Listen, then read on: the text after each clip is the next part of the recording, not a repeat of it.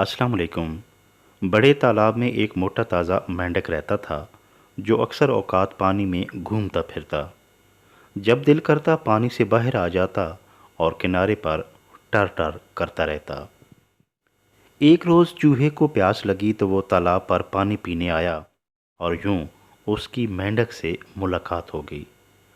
मेंढक ने चूहे को देखा तो खुशी से खिल उठा और उससे एक शरारत सूझी। मेंढक ने चूहे से कहा, इतनी गर्मी में कैसे खुश्की पर रह रहे हो?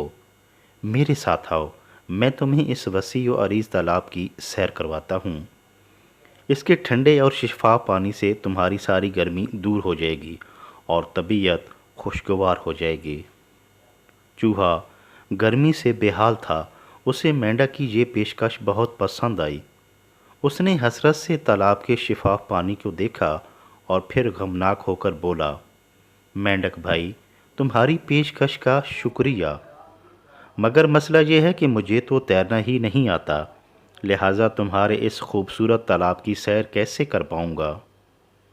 मेंढक ये सुनकर बोला, चूहे भाई, परेशान क्यों होते हो? मैं हूं ना, तुम्हारी मदद करूंगा, आखिर तुम मेरे मेहमान हो। चूहे ने हैरान होकर कहा, आप कैसे मदद करोगे? मुझे तो कुछ समझ नहीं आ रहा। मेंढक ने तफसील बताते हुए कहा कि मैं तुम्हारा एक पाँव अपने पाँव के साथ बांध लूँगा। बस यूं जहाँ मैं जाऊँगा तुम्हें भी खींचता हुआ अपने साथ ले चलूँगा। इस तरह हम दोनों गपशप लगा लेंगे और पूरे तालाब की सैर भी कर लेंगे। नादान चूहे को मेंढक की ये पेशकश पसंद आई, लिहाजा वो उसके साथ चलने पर राज़ी हो गया। मेंढक ने चूहे का दायां पांव अपने बाएं पांव के साथ बांधा और तालाब में उतर गए। उसने पानी की ऊपरी सतह पर तैरते हुए तालाब का एक चक्कर लगाया। चूहा भी उसके साथ साथ तैरता जा रहा था। वो साफ पानी और तालाब के अंदर के माहौल से बहुत खुश हुआ। उसने जी भर कर ठंडा पानी पिया और मेंढक के पीछे चलते हुए खुशी से शोर मचाने लगा। ये उसके लिए एक नया तजर्बा था जिससे वो बहुत महजूज हुआ। चूहे को मुतमईन देखते हुए मेंढक ने अब की बार एक लंबा चक्कर लगाया और तालाब के दरमियान में पहुंच गए। मेंढक ने यकदम पानी में नीचे की तरफ गोता लगाया और गहराई में चला गया। चूहा जोर जोर से चिल्लाने लगा कि उसका सांस घुटा जा रहा है। बराहे मेहरबानी गहराई में मत जाओ, वगरना मैं मर जाऊंगा।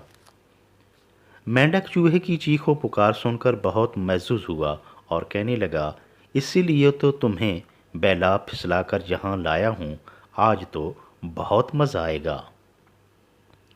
मेंढक ने चूहे की आहोजारी पर कोई तवज्जो न दी और उसे गहरे पानी में खूब चक्कर दिए।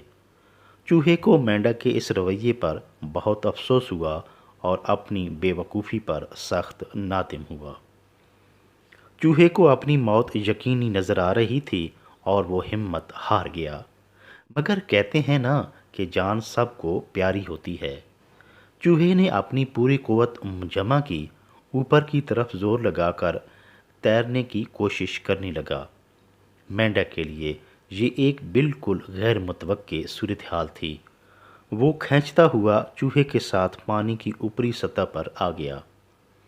चूहे ने ऐसा झटका दिया कि मेंढक का ऊपर आने तक बुरा हाल हो चुका था और वो बेसुध होकर पानी की सतह पर तैरने लगा। चूहे की तो जैसे जान में जान आ गई हो और वो लंबे लंबे सांस लेने लगा। खुदा की करनी ऐसी हुई कि एक बाज जो कि शिकार की तलाश में पानी के ऊपर मंडला रहा था, जैसे ही चूहे पर नज़र पड़ी फौरन झपटा और मजबूत चोंच से पकड़कर उड़ गया। चूहे के साथ मेंढक भी लटका हुआ था। बाज दूर खुश्क जगह पर उतरा और आज बड़ा शिकार हाथ आने पर बहुत खुश हुआ। चूहे के साथ मेंढक को देखकर बाज बहुत हैरान हुआ कि ये तो एक तीर में दो शिकार वाली बात हो गई। मेंढक चिल्लाया कि मुझे छोड़ दो और चूहे से पेट भर लो, मगर बाज ने मोटे ताज़े मेंढक को देखकर उसके लजीज गोश्त को पहले खाने का इरादा किया। اگلے ہی لمحے باز نے مینڈک کو چیر پھاڑ کر کھانا شروع کر دیا۔ اسی دوران چوہے کو موقع مل گیا، وہ اپنی ٹانگ چھڑا کر چپکے سے بھاگ نکلا اور قریبی بل میں گھس گیا۔ چوہے کی جان بچ گئی، مگر بے رحم مینڈک باز کا لقمہ بن گیا اور اپنی جان گنوا بیٹھا۔ مینڈک بیچارے چوہے کو مارنا چاہتا تھا، مگر قدرت کی کرنی ایسی ہوئی کہ چوہا موت کے منہ سے بچ گیا اور مینڈک، جس نے یہ سوچا بھی نہ تھا، باز کی خوراک بن گیا۔ سچ کہتے ہیں، جیسی کرنی ویسی بھرنی۔ کسی کے لیے گڑھا کھودو گے تو خود اس میں گرو گے، لہٰذا کسی کے بارے برا نہ سوچیں، لوگوں کی بھلائی اور فلاح کے لیے کام کریں، ایک دوسرے کے کام آئیں اور دکھ درد کے ساتھی بنیں، خوش رہیں اور خوشیاں بانٹتے رہیں۔